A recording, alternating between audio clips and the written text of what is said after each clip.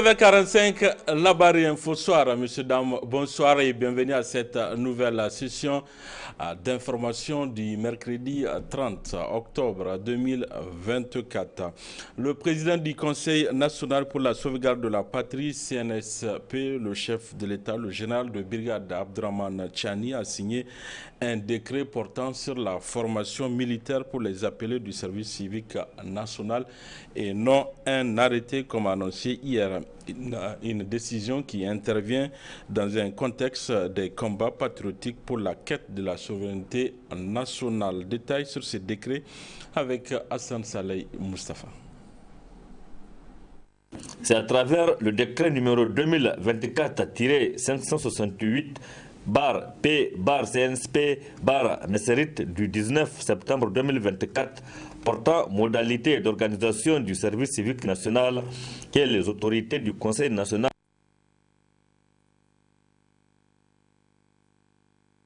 obligatoire la formation militaire de 45 jours pour les appelés du service civique national et ceux qui seront programmés pour le secteur de l'enseignement verront leur capacité renforcée à la suite d'une formation pédagogique de 21 jours comme stipule ce décret à son article 2. L'article 3 du même décret précise la procédure à suivre. C'est le ministère de l'Enseignement supérieur, de la Recherche et de l'Innovation technologique qui transmettra avant le 15 juillet de chaque année la liste des étudiants astreints au service civique national au ministère de la Défense nationale en vue de leur formation militaire. Quant à l'article 5, précise les conditions de recrutement et du dossier de candidature. Peuvent être recrutés les candidats nigériens titulaires des diplômes ci-après: la licence, le master ou le doctorat ou tout autre diplôme reconnu équivalent par l'État, le diplôme d'ingénieur, le DESS ou le DAE, la maîtrise, le DAP-CEG, le BTS d'État ou le DUT ou tout autre diplôme reconnu équivalent par l'État, le diplôme professionnel délivré par une institution publique ou privée d'enseignement supérieur certifié équivalent au bac plus 2 au moins reconnu par l'État. Ce décret a été donc signé par le président du Conseil national pour la sauvegarde de la patrie, le chef de l'État, le général de brigade Abdrahmane Tchiani, le 19 septembre 2024. La salle de banquet de la primature a servi de cadre hier à la signature entre la société Starlink et l'État du Niger. Cette convention qui permettra d'une meilleure qualité de connexion via le satellite s'est déroulée en présence du Premier ministre Mohamed Lamine Zen. Le compte-rendu de cette cérémonie de signature, c'est avec Ismaël Moumouni et Cheibou Guissou. Signature, échange de parafères et poignée de main entre le directeur de la licence globale et activation de Starlink, Ryan Goodnight, et le ministre nigérien de la communication, des télécommunications, des postes et de l'économie numérique, Sidi Mohamed Raliou. À travers ce geste, l'État autorise cette merveille technologique américaine, à savoir Starlink, à s'implanter au Niger. Cette licence octroyée à Starlink trouve tout son sens car elle permettra aux internautes d'avoir une connexion de qualité au Niger sans passer par la fibre optique. C'est une société américaine qui fait de la constellation de plusieurs milliers de satellites H24, 7 sur 7 et tous les jours. Donc elle permet d'avoir une connectivité, un partage de connexions à très haut débit sur toute la planète. Donc c'est une technologie qui est connue. Je pense que c'est une bonne chose que le Niger accède à cette technologie. Nous venons de signer le cahier des charges d'exploitation de connexion satellitaire avec Starlink. Le Niger va profiter de cette technologie de dernière génération à basse altitude, comme je l'ai expliqué tout à l'heure, où la latence est trop faible, contrairement aux satellites haute altitude. Et ça va permettre à tous les Niger de profiter des bienfaits de cette technologie de très haut débit. Donc on parle de 200 mégabits par seconde, ce qu'aucun opérateur ne permet d'avoir aujourd'hui à un coût très bas, autour de $40, ça veut dire 24 000 ou 25 000 les mois. Et ça permet aussi d'avoir une couverture réseau assez élargie. Aujourd'hui, nous nous avons un taux de couverture passable. Avec ça, nous pouvons avoisiner 80 voire 100% de couverture réseau. Parce que tout le territoire du Niger est couvert par les satellites de Starlink. C'est très important. Et ça permet, comme je l'ai dit également, à tous les acteurs économiques, à toutes les écoles, à toutes les universités d'avoir une connectivité, à la médecine, à l'agriculture, de profiter très facilement de ces technologies-là de très haut débit. Spécialisé dans le domaine des télécommunications, avec une technologie de dernière génération, Starlink s'évertue à respecter les clauses exigées par le Niger, selon le ministre. Dans les cas d'échange que nous venons de signer, toutes les commodités que peut respecter un opérateur fournisseur d'accès à Internet ont été respectées dans ces cas de charge. On peut même vous montrer, on peut même vous donner des copies. Tout ce qui est prévu par la réglementation est respecté. Et nous allons veiller à ce que les textes, les pays, les territoires déjà soient sécurisés et respectés. Avec Starlink, c'est un rêve qui devient une réalité car les internautes peuvent désormais surfer au Niger avec une connexion de qualité et à haut débit, dont le signal passe directement sur satellite. La campagne dénommée Octobre Rose, Novembre Bleu se poursuit en Niamey avec le dépistage des cancers du sein, du col de l'utérus et celui de la prostate. Ce matin, c'est le siège de la CNT qui a abrité une activité de cette campagne sur l'initiative du comité des femmes de cette importante centrale syndicale. Le résumé avec Adam Soumana et Ibrahim Abdou. Aider leurs sœurs nigériennes à se faire dépister du cancer du sein et celui du col de l'utérus, ainsi que du cancer de la prostate pour les hommes. C'est l'objectif que s'est assigné le comité des femmes de la Confédération nigérienne du travail CNT à travers la présente cérémonie.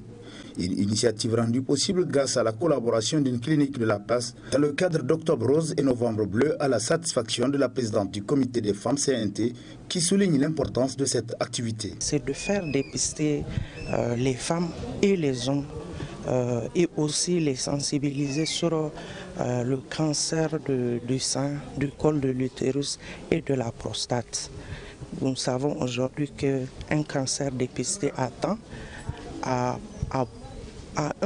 un pourcentage assez grand peut être guéri.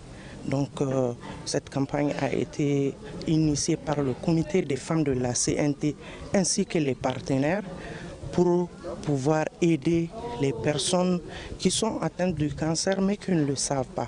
La clinique AFOA, à travers le docteur Cissé, a été très généreux avec le comité des femmes de la CNT et nous ont proposé de faire cette campagne gratuitement ici et à la clinique. Tout celui qui vient de la part du comité des femmes de la CNT, que ce soit aujourd'hui ici et jusqu'à la fin de la campagne Octobre Rose, Novembre Bleu, qui viendra de la part de la CNT, sera dépisté gratuitement. Une des candidates à ce dépistage nous donne les raisons de sa motivation. Il est très important de connaître son état de santé. C'est comme on dit, mieux vaut prévenir que guérir. Se faire dépister nous permettra quand même de savoir si on est bien portant ou pas. Occasion également pour ces femmes de lancer un vibrant appel. À toutes les femmes, les travailleuses, les familles et que surtout les femmes travailleuses sensibilisent aussi les membres de leur famille, leurs amis, leurs parents et leurs connaissances à se faire dépister parce que nous sommes là, cette campagne est là jusqu'à la fin du mois de novembre, à se faire dépister et venir aller massivement dans les centres pour le faire. La clinique AFOA est là et ils le font gratuitement. J'exhorte toutes les femmes à se faire dépister parce que le cancer connu très tôt se soigne. Il faudra que les gens enlèvent l'idée de leur tête, la peur de leur esprit, qu'ils se fassent dépister et qu'ils sachent que, prise en charge à temps, le cancer peut se soigner. Et n'oublions pas que c'est un fléau qui prend du terrain et qu'il est très important pour nous tous d'être regardants par rapport à notre état de santé. Parce que sans la santé, on ne peut rien. Soulignons que ce dépistage concerne également les hommes qui peuvent se rendre à la clinique à fois au nom de la CNT pour se faire dépister gratuitement pour le cancer de la prostate. Ainsi, à travers Octobre Rose et Novembre Bleu, le comité des femmes de la CNT rend un grand service à la communauté, car comme dirait l'autre, rien ne vaut la santé. 29 octobre 1923, 29 octobre 2024, exactement 101 ans que la République turque a vu le jour. À cette occasion, c'est l'hôtel Radisson Blu de Niamey qui a servi de cadre pour la commémoration de ce 101e anniversaire. Une cérémonie qui a enregistré un parterre d'invités dans la soirée d'hier. Le point avec Adam Soumana et Boubacar Souley. Il s'agit là de l'accueil réservé par le diplomate turc accrédité au Niger aux officiels nigériens et autres invités de marque ayant honoré de leur présence la commémoration du 101e anniversaire de la République turque. Un événement dont l'exécution des hymnes du Niger et de la Turquie par des scolaires de l'école Amitié nigéro-turque a marqué le début de la commémoration.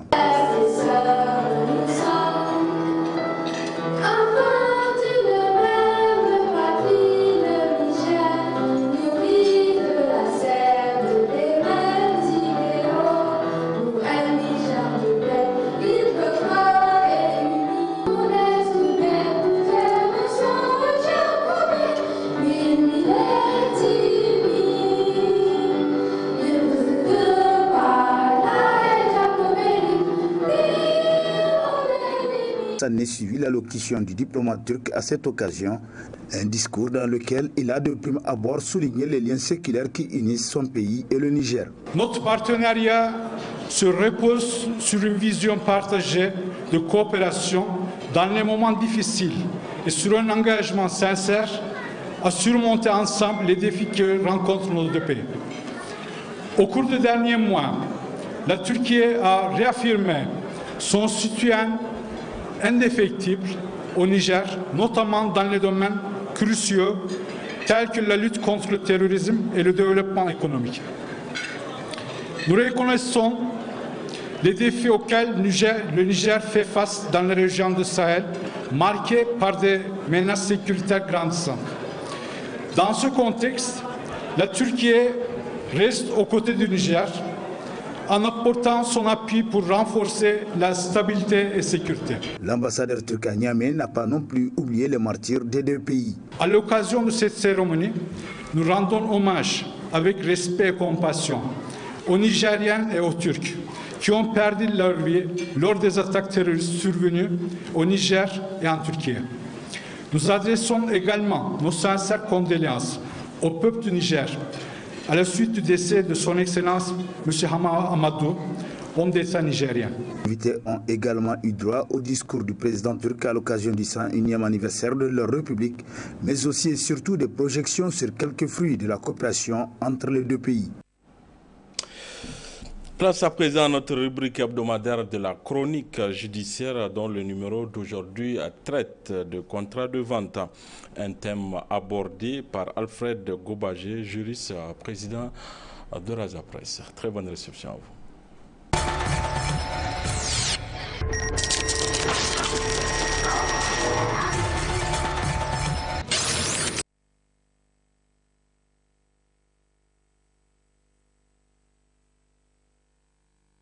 Le contrat de vente est un contrat synalagmatique.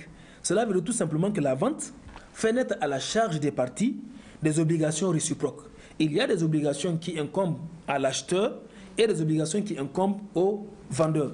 Rappelez-vous tout à l'heure, nous avons dit que l'acheteur donne le prix et le vendeur livre la chose. Donc une personne qui s'engage à livrer une chose et l'autre à l'acheter. Déjà là, nous voyons les obligations qui pèsent sur les parties.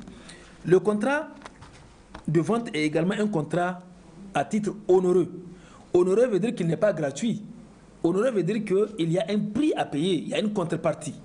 Là, c'est également un autre caractère du contrat de vente. Le contrat de vente est également un contrat translatif. Là, la vente a pour objet de transférer la propriété d'une chose. Elle a donc un caractère translatif. C'est-à-dire, quand vous achetez une chose, on vous transfère la propriété de la chose. C'est là le caractère translatif de la propriété. Donc, la vente, enfin, est un contrat commutatif. Et là, dans la vente, les prestations réciproques des parties sont, selon l'article 1104 du Code civil, regardées comme équivalentes. C'est-à-dire, quand vous payez un prix d'une chose, c'est comme si le prix que vous avez payé est équivalent à ce qui vous a été donné. Donc là, vous voyez, c'est un contrat qui est commutatif. Donc voici, en quelques lignes, les caractères du contrat de vente que nous pouvons énumérer. Maintenant, dans la formation du contrat de vente en elle-même, 3 éléments apparaissent. Premièrement, c'est ce que j'avais dit tantôt, c'est le consentement de celui qui s'engage dans la vente. Deuxièmement, c'est l'existence de la chose. Le contrat de vente a pour objet une chose. On ne peut pas vendre un bien qu'on ne connaît pas. Il faudrait que le bien soit identifié. Il faudrait qu'on sache ce sur quoi porte le contrat, d'où l'existence de la chose. Donc, en dehors de l'existence de la chose, le contrat de vente également a pour objet un prix. Il faudrait que dans les discussions entre les parties, qu'il y ait également un prix qui accompagne le contrat. Mais il y a beaucoup de questions également qui entourent la notion du prix. Vous allez voir, il y a des contrats dans lesquels il y a un prix fictif, un prix dérisoire ou bien un prix carrément fantaisiste. Donc là, c'est des situations qui affectent le contrat. Si, par exemple, vous ne voulez pas de prix, là, vous faites une donation. Là, on n'appelle pas ça contrat de vente, mais on appelle ça donation. Là, vous avez donné. Mais dès l'instant où vous appelez ça contrat de vente, eh bien, cette vente doit s'accompagner d'un prix qui est déterminé par les parties. Et le prix doit être réel. Le prix ne doit pas être un prix fantaisiste ou un prix dérisoire. Donc, vous ne pouvez pas non plus vendre une chose qui ne vous appartient pas. Et c'est une situation que nous voyons très fréquemment.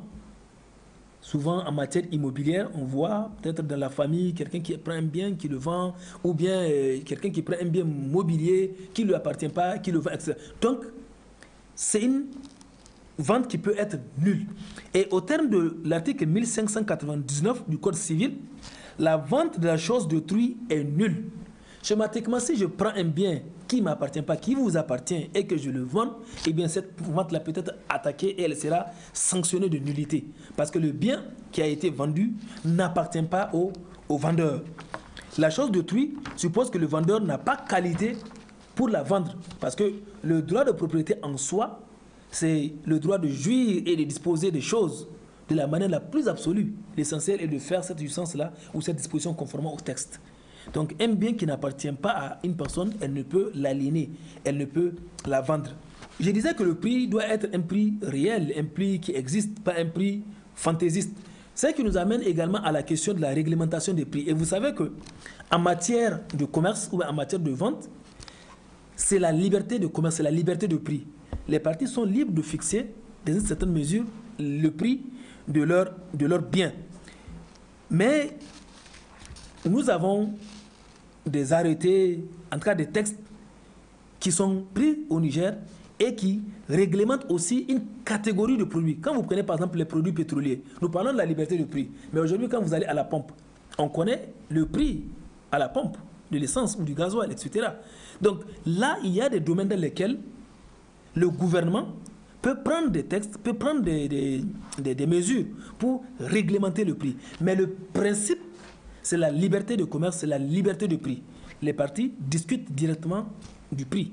Et c'est en ce sens, quand vous allez au marché, souvent vous allez voir que sur un même article, les prix peuvent varier d'un commerçant à un autre. Mais il y a des articles où il y a des produits sur lesquels l'État intervient pour faire une sorte de réglementation. Et c'est des prix qui ont été prédéfinis et qui sont connus. Alors,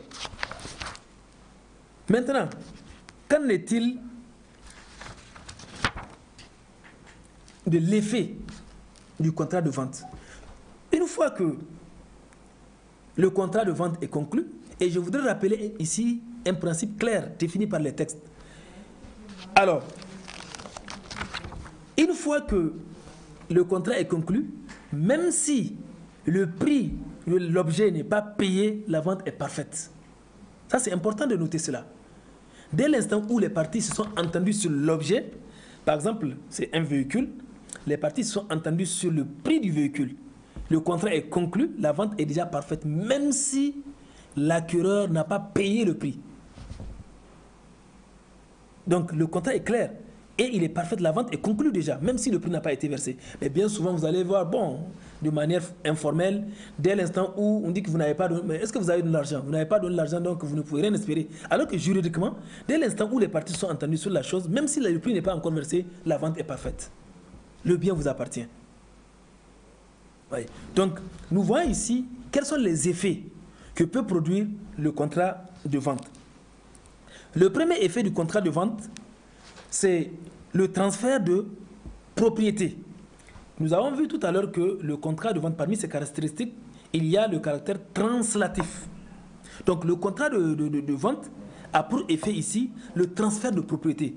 Et au terme de l'article 1583 du Code civil, la vente est parfaite entre les parties et la propriété est acquise de droit à l'acheteur à l'égard du vendeur dès qu'on est convenu de la chose et du prix, quoique la chose n'ait pas encore été livrée ni le prix payé. Donc, schématiquement, cela veut dire que dès l'instant où les parties sont entendues sur la chose, même si elle n'a pas encore été livrée, même si le prix n'a pas encore été payé, la vente, elle est parfaite. C'est-à-dire qu'elle est conclue. Donc, c'est le premier effet de la vente. L'action de transfert de propriété. Vous avez également une obligation ici, c'est celle de la délivrance de la chose. Une fois que l'objet est acheté, parmi les obligations du vendeur, eh bien, il a l'obligation de délivrer la chose. Et cette obligation permet à l'acheteur qui doit recevoir la délivrance de l'objet acheté. Le vendeur a l'obligation. Vous ne pouvez pas, par exemple, dans une vente, dire que bon, moi, j'ai vendu le véhicule, mais je continue de l'utiliser en attendant. Non, vous avez l'obligation de délivrer la chose qui a été l'objet du contrat. Maintenant, si le vendeur ne délivre pas la chose, qu'est-ce qu'il peut avoir comme conséquence? Là, nous avons deux situations. Soit que l'acheteur demande la résiliation pure et simple de ce contrat, ou bien il lève l'option. Cela veut dire que, premièrement, si vous avez acheté une chose et que l'acheteur ne livre pas la chose selon les délais convenus, vous avez la possibilité de demander au juge de résilier ce contrat ou bien d'annuler ce contrat de vente. Ou bien, si l'acheteur ne veut pas aller dans ce sens, il peut tout simplement lever l'option. C'est-à-dire qu'il peut revenir et dénoncer le contrat. Pur et simple. Puisque la chose n'a pas été délivrée, donc lui aussi, il revient sur le contrat de travail.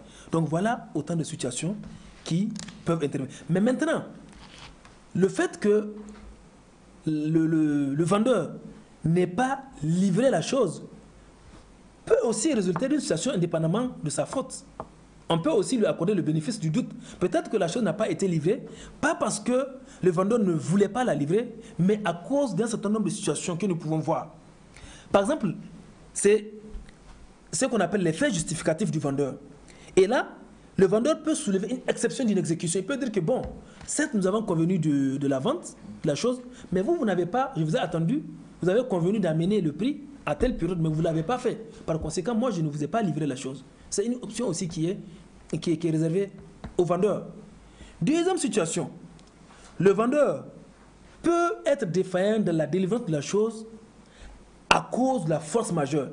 Et la force majeure, c'est une situation que juridiquement nous appelons une situation irrésistible, imprévisible. C'est-à-dire une situation qui ne dépend pas de vous. Vous avez tout fait, mais vous ne pouvez pas. Et on dit à l'impossible, nul n'est tenu. Donc vous voyez dans ce schéma également, le vendeur peut être exempté ici de cette situation. Donc voilà schématiquement ce que nous pouvons dire sur le contrat de vente. Il y a autant de choses, mais nous pouvons nous arrêter juste sur ces quelques éléments du contrat de vente. Je vous remercie.